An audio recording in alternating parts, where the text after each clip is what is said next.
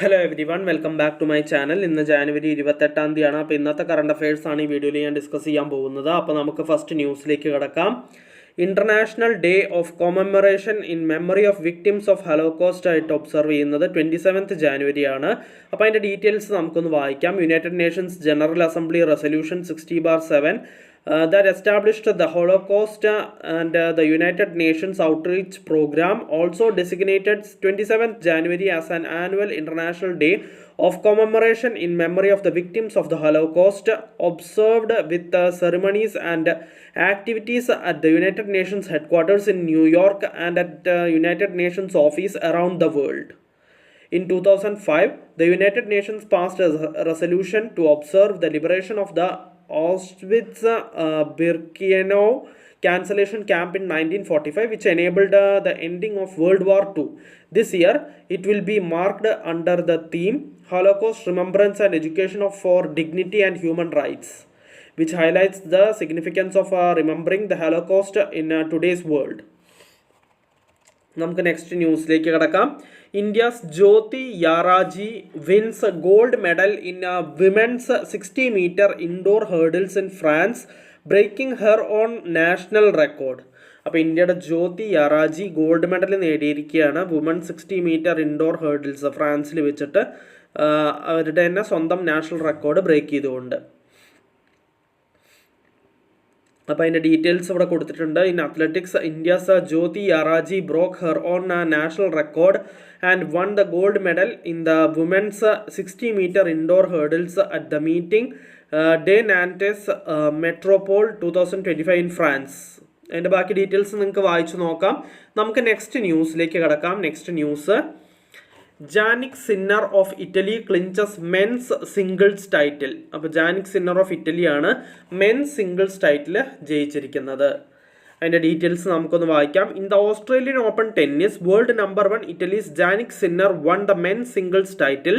In the final he defeated Alexander Zverev at Rod Laver arena.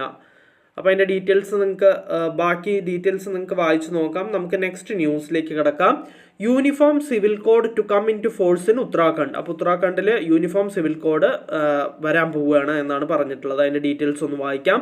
The uniform civil code will come into force in Uttarakhand from 27th January 2025, making it the first state to implement such a law. Chief Minister Pushkar Singh Dhami said that all preparations, including rule approval and official training, are complete.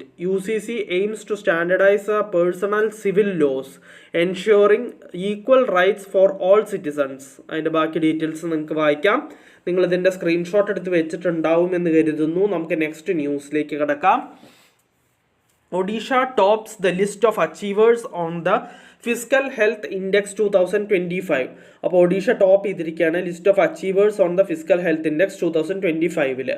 Odisha has the strongest fiscal health among states in India and topped the list of achievers in the fiscal health index 2025, followed by Chhattisgarh, Goa, Jharkhand and Gujarat. The index launched by Niti Aayog on Friday ranked states for 2022-23 on the basis of 5 major indices including quality of expenditure, revenue mobilization, fiscal prudence, debt index. അതിൻ്റെ ബാക്കി details നിങ്ങൾക്ക് വായിക്കാം. നിങ്ങളിതിൻ്റെ screenshot എടുത്ത് വെച്ചിട്ടുണ്ടാവുമെന്ന് കരുതുന്നു. നമുക്ക് next ന്യൂസിലേക്ക് കടക്കാം. Private banks get access to Central Economic Intelligence Bureau data for loan verification. അപ്പോൾ ലോൺ വെരിഫിക്കേഷന് വേണ്ടിയിട്ട് പ്രൈവറ്റ് ബാങ്ക്സിന് ആക്സസ് കിട്ടിയിരിക്കുകയാണ്. സെൻട്രൽ എക്കണോമിക് ഇൻ്റലിജൻസ് ബ്യൂറോ ഡാറ്റയുടെ ആക്സസ് ആണ് കിട്ടിയിരിക്കുന്നത്. അതിൻ്റെ ഡീറ്റെയിൽസ് നിങ്ങൾക്ക് വായിച്ചു നോക്കാം. നിങ്ങളിതിൻ്റെ സ്ക്രീൻഷോട്ട് എടുത്ത് വെച്ചിട്ടുണ്ടാവുമെന്ന് കരുതുന്നു. നമുക്ക് നെക്സ്റ്റ് ന്യൂസിലേക്ക് കിടക്കാം.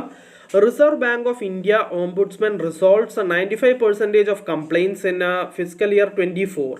അപ്പോൾ Reserve Bank of India ombudsman 95% കംപ്ലയിൻസും റിസോൾവ് ചെയ്തു എന്നാണ് പറഞ്ഞിട്ടുള്ളത് ഫിസ്ക്കൽ ഇയർ 24. അപ്പോൾ അതിൻ്റെ ഡീറ്റെയിൽസ് നമുക്കൊന്ന് വായിക്കാം.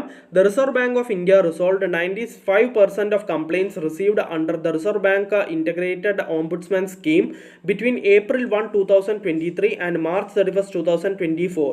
According to annual report of the Ombudsman scheme for this period, a total of 9,34,355 complaints were lodged under Reserve Bank integrated ombudsman scheme. These complaints were handled by the offices of the Reserve Bank of India Ombudsman and the Centralized Receipt and Processing Center. The Reserve Bank of India's integrated ombudsman scheme recorded a 32.81% increase in complaints from banking customers during the financial year ending March 2024. As per the report, 57.07% of maintainable complaints were resolved through mutual settlement, cancellation or mediation, while 40.78% were dismissed due to the absence of any service deficiency.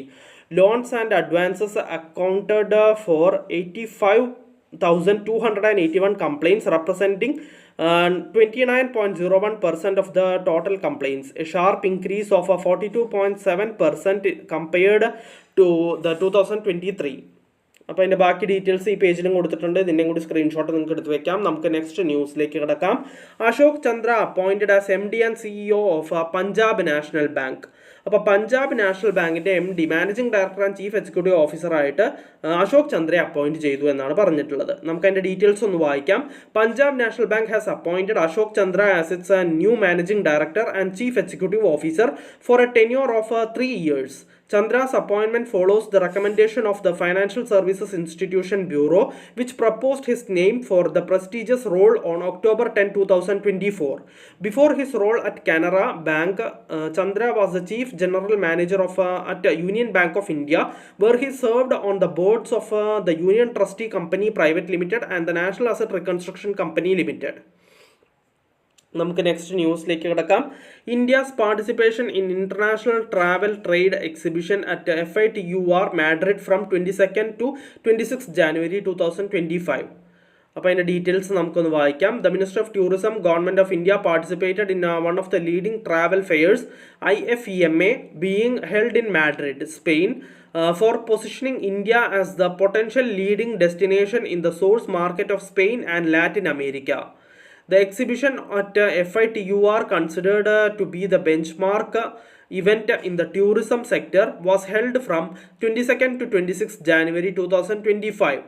അതിൻ്റെ ബാക്കി details നിങ്ങൾക്ക് വായിക്കാം. അപ്പോൾ India's participation international travel trade exhibition മാഡ്രിഡിൽ വെച്ച് നടന്നു. 22nd to 26 January India participate ചെയ്തു എന്നാണ് പറഞ്ഞിട്ടുള്ളത്. നമുക്ക് നെക്സ്റ്റ് ന്യൂസിലേക്ക് കിടക്കാം.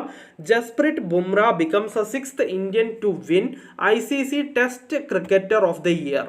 അപ്പോൾ 6ാമത്തെ ഇന്ത്യൻ ആയിരിക്കുകയാണ് ജസ്പ്രീത് ബുംറ, അതായത് ICC test cricketer of the year ആവുന്ന 6ാമത്തെ ക്രിക്കറ്റർ ആയിരിക്കുകയാണ് ജസ്പ്രീത് ബുംറ. നമുക്ക് അതിൻ്റെ ഡീറ്റെയിൽസ് ഒന്ന് വായിക്കാം. Jasprit Bumrah became the 6th Indian to win the ICC Test Cricketer of the Year after the star pacer picked up 71 wickets from 13 test matches in 2024. Topping the charts, Bumrah became the 6th Indian after Rahul Dravid, Gautam Gambhir, അവർ കിട്ടിയ കൊല്ലം കൊടുത്തിട്ടുണ്ട് 2004, 2009, പിന്നെ വീരേന്ദ്ര സെവാഗ് 2010, പിന്നെ രവിചന്ദ്രൻ അശ്വിൻ 2016, വിരാട് കോഹ്ലി 2018.